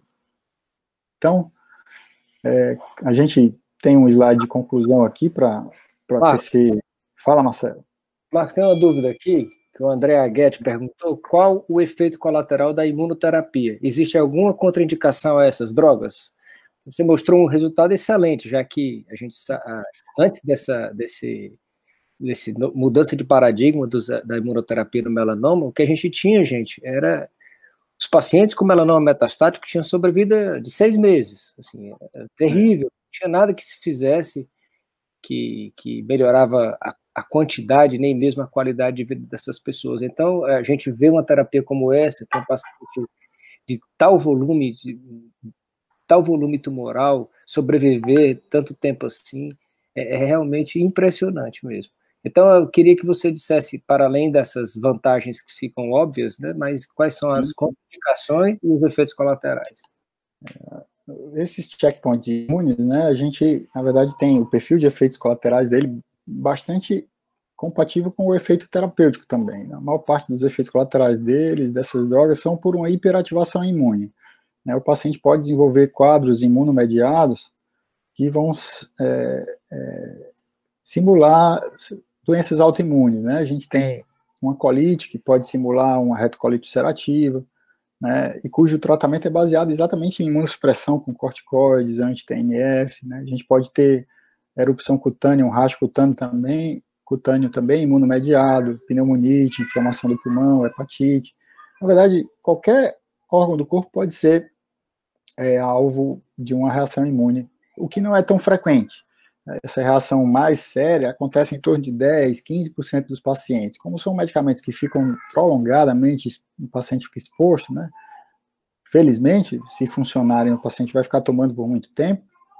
Então, ele fica 2 anos tomando remédio. Uma hora você tem que fazer um pouquinho de corticoide por causa do prurido, de uma reação de pele. Outra hora ele desenvolve uma diarreia, que você faz uma colonoscopia, tem um grau de colite. Você faz um pouco de corticoide de novo. Raramente a gente precisa usar o anti-TNF ou uma imunossupressão mais séria, né? Mas o paciente convive, às vezes em fases melhores ou piores, mas convive com esses eventos imunomediados. São muito diferentes dos eventos da quimioterapia que a gente está acostumado a ver, de imunossupressão, né? Neutropenia, mucosite, né? Mas também existem efeitos adversos da imunoterapia e é muito importante que haja uma retaguarda atenta, né? Com conhecimento e com manejo apropriado dessas reações, porque podem ser muito graves, né? Tem casos descritos de miocardite fatal, né? São raros, mas podem acontecer, o paciente ter uma reação autoimune e desenvolver uma insuficiência cardíaca aguda, com um quadro de miocardite, né? Parecendo uma miocardite viral, em que ele tem praticamente um efeito fulminante. Então, precisa ter atenção e cuidado, porque não são drogas, assim, embora sejam menos tóxicas do que a quimioterapia, elas também têm seus efeitos colaterais.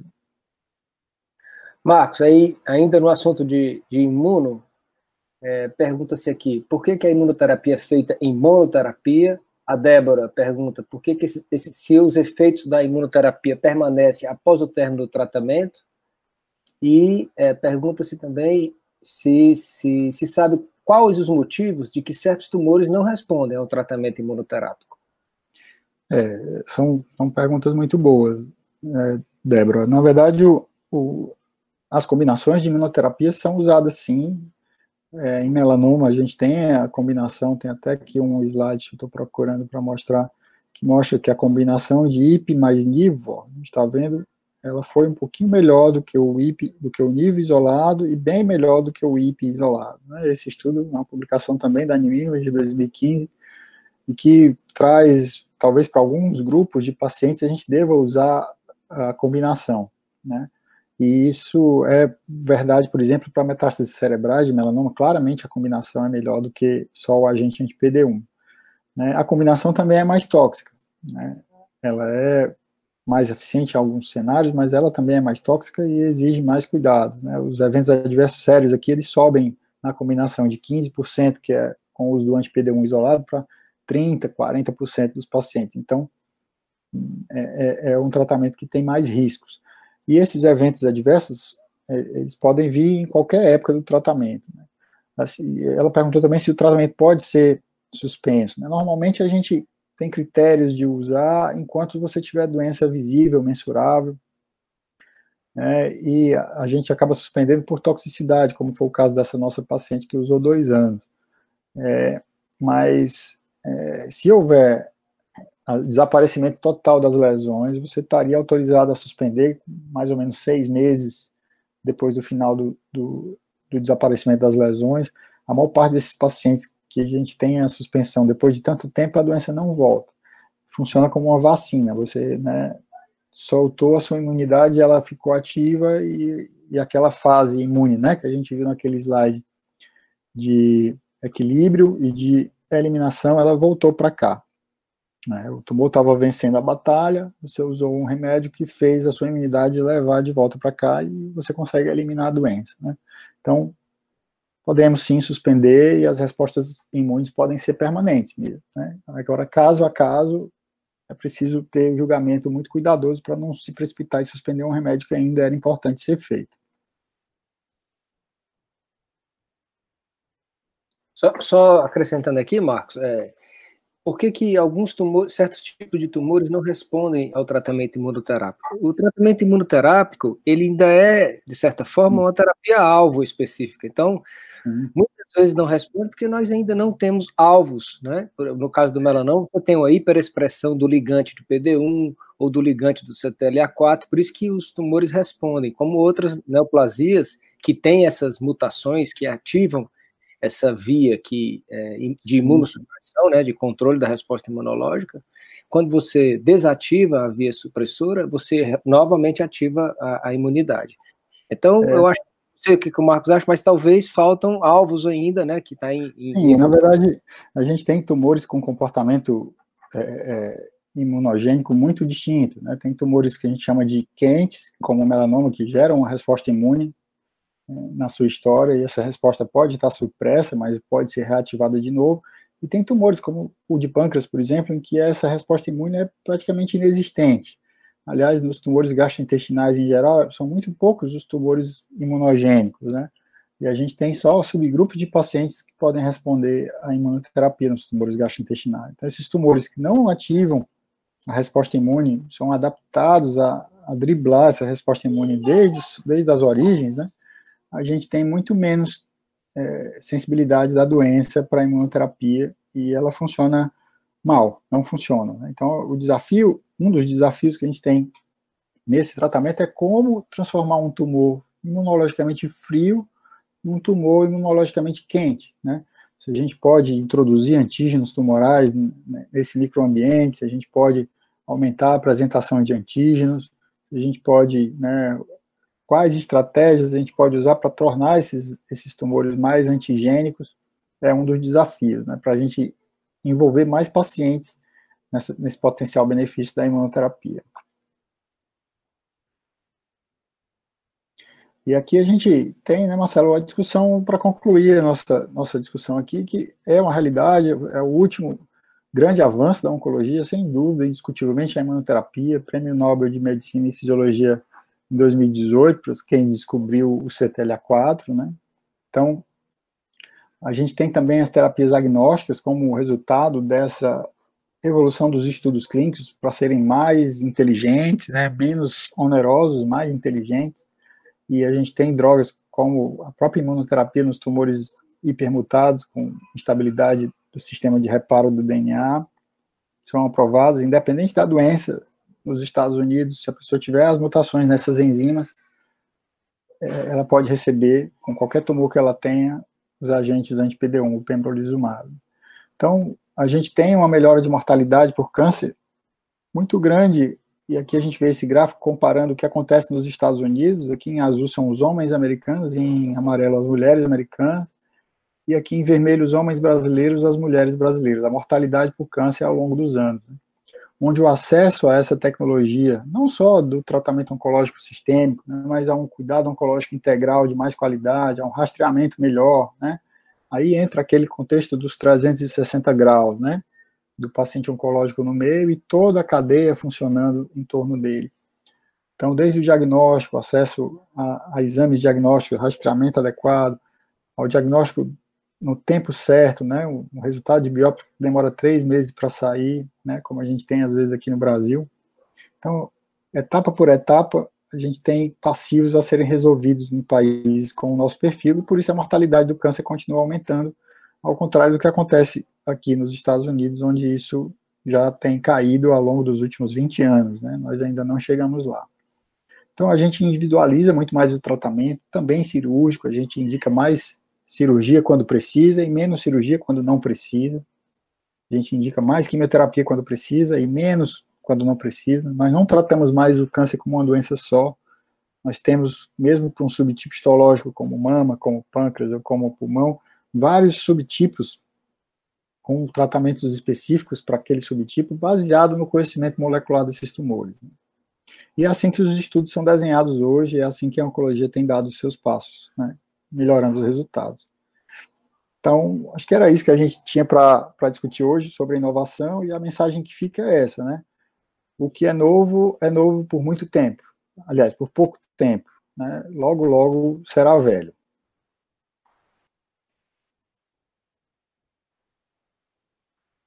É isso mesmo, Marco. Inclusive nós, né? Inclusive nós. Tem dito, né, Marcelo? Parabéns, Marco. Foi muito bom mesmo, muito elucidativo, didático e fantástico mesmo. Laís, quero passar a palavra para você.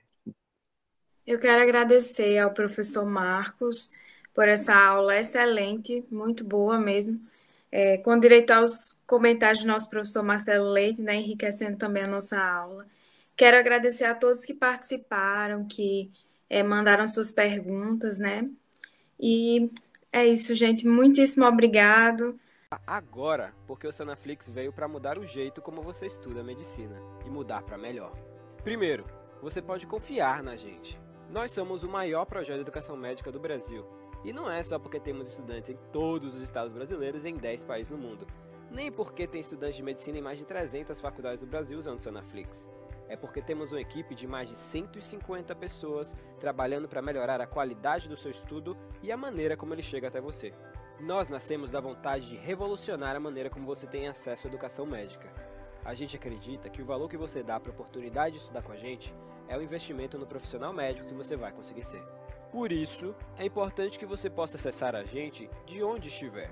Por exemplo, se você precisa usar o Sanaflix além do desktop, desenvolvemos o nosso aplicativo. Assim você pode otimizar seu tempo aproveitando o nosso material de qualquer lugar e com o mesmo conteúdo. Afinal, quem estuda com a gente sabe bem o que a gente tem de bom. São mais de 700 resumos para você fixar o que aprendeu, 300 fluxogramas para te ajudar a conectar os assuntos, 700 mapas mentais para estudar de forma ativa e, claro, mais de 1.600 videoaulas para assistir quantas vezes quiser. 4,5 de 5 é a nota geral das aulas por nossos estudantes. Elas são dinâmicas e objetivas e estão sempre melhores. Temos uma preocupação especial em aperfeiçoar a metodologia e a didática da nossa equipe de professores padrão USP. Eu acredito no Sanaflix e eu invisto meu tempo na preparação das aulas porque eu lembro de mim. Quando eu estava no 4º ano, eu tinha a disciplina da reumatologia que era muito difícil, eu quase bombei. Eu fico pensando, se eu tivesse a Aline para me explicar artrite reumatoide, com certeza aquela prova teria sido bem mais fácil. Quando eu comecei a entrar na área do ensino, eu ficava maravilhado, velho, eu consigo impactar positivamente na vida de diversas pessoas de uma vez só. O número de pessoas que eu estou impactando, velho, que eu estou ensinando e capacitando eles para que eles vão e na extremidade lá possam ajudar as pessoas e melhorar, sabe? E fazer um atendimento adequado, fazer um atendimento bem feito. Isso é sensacional, velho. Isso é muito reconfortante. Estudar medicina não pode ser caro, tem que ser fácil. Aproveite nossos planos e assine agora. A partir de R$19,50 por mês você pode ter acesso a todo o conteúdo sem restrições. E se você ficou ainda na dúvida e quer fazer um teste, fique à vontade. Experimente o Sanaflix por 7 dias agora. Então, pessoal, eu quero agradecer a vocês mais uma vez, informar que nós estamos abrindo o nosso processo seletivo, tá certo? Nosso processo seletivo esse ano vai ser um pouco diferente. A gente vai logo, logo disponibilizar um formulário, né? Mas a proposta esse ano é um pouco diferente de vocês realizarem na primeira etapa uma aula em forma de vídeo, né, e mandar para a gente. E aí a gente vai analisar, vai selecionar alguns candidatos e vai fazer uma segunda fase. Então, se você se interessou pela Liga, se você se interessou por esse projeto, se você tem vontade de conhecer mais sobre a cirurgia oncológica, sobre a oncologia como um todo, venha participar desse projeto, que ele é muito bom. Na faculdade, eu digo por mim, tive a oportunidade de participar de algumas cirurgias de alta complexidade, certo? Que poucos estudantes tiveram a oportunidade de participar, mas a gente tem, porque a gente tem o professor, né, que está lá e ele nos chama, nos mostra, ele nos ensina, né, durante o processo. Isso é muito interessante e a gente tem disponibilidade de ir ao ambulatório, de aprender com o nosso professor. Eu queria, inclusive, Gabriel, você quer falar alguma coisa sobre o ensino? Sobre o que a gente tem feito? Então, a gente está com proposta, né? A gente está gravando uns vídeos. Eu, inclusive, estou postando no Instagram. A gente futuramente vai gravar mais. A gente tem, quando voltar as aulas presenciais, a gente vai voltar nossas capacitações internas.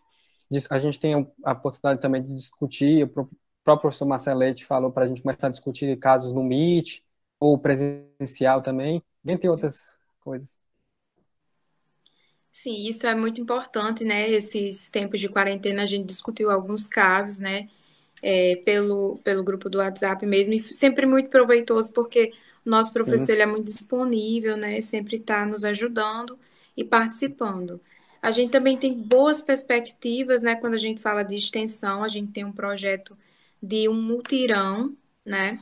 Que como houve essa pandemia, ele vai ser repensado, ao invés de ser um mutirão, né, a gente chamar várias pessoas ao mesmo tempo, a gente vai tentar fazer uma coisa mais espaçada, né, mas isso é uma coisa que a gente ainda está conversando com o hospital, um mutirão de cirurgias, de pequenas cirurgias, né, e aí é uma excelente oportunidade, né, para quem quer participar, quem quer aprender, e nós também temos na área de pesquisa também algumas perspectivas de relatos de casos e alguns trabalhos, né, que o professor também já sugeriu para a gente escrever.